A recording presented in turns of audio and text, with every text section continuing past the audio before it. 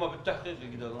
أنا بدي لهم. أخيرا، المتهم بقضية قتل الأب والابن من عشيرة العزاوي في قبضة العدالة بأربيل، هنا في منطقة الغالبية بمحافظة ديالى.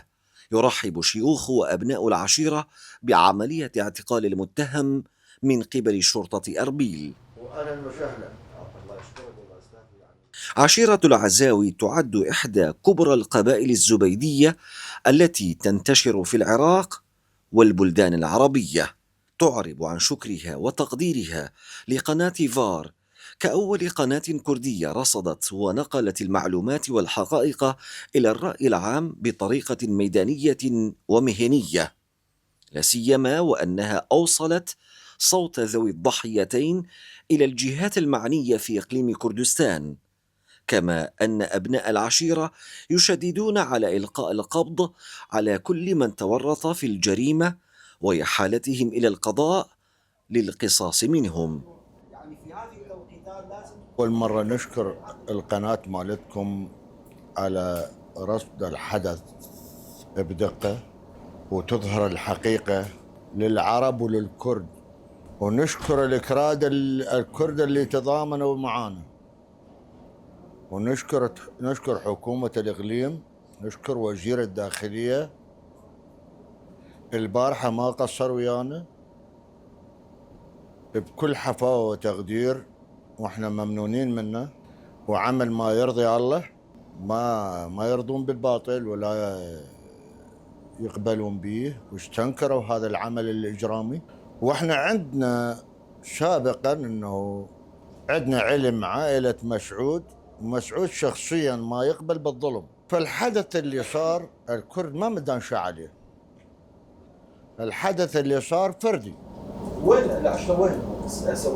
عندي مطلوب. حسين عزيز الذي يبلغ من العمر 11 عاما يروي جانبا من الحادث، مشيرا إلى أن أبناء العائلة كانوا نائمين في تلك الليلة، لكنه استيقظ جراء أزيز رصاصات وطلقات نارية وهو شاهد على مقتل أخيه أحمد ووالده عزيز.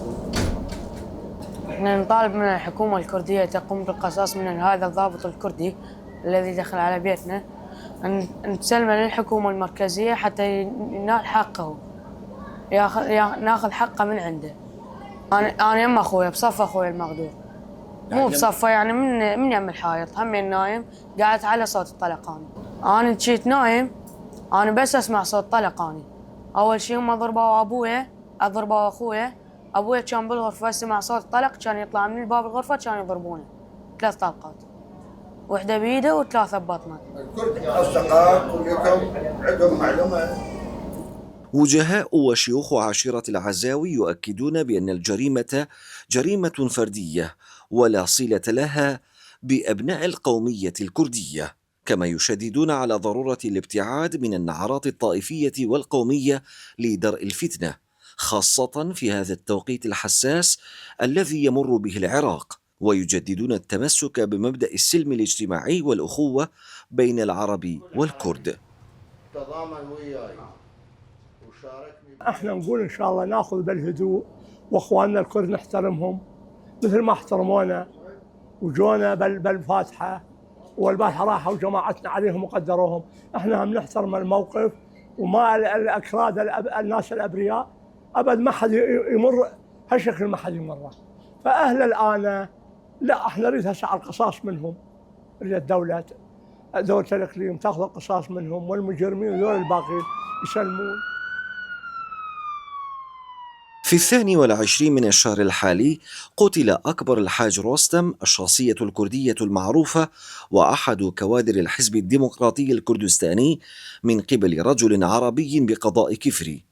وعقب الحادث أقدم أحد إخوة أكبر الحاج رستم على قتل أب وابن من أبناء عشيرة العزاوي في القضاء، انتقاما على مقتل أخيه الأكبر، وبعد أيام سلم نفسه لشرطة أربيل.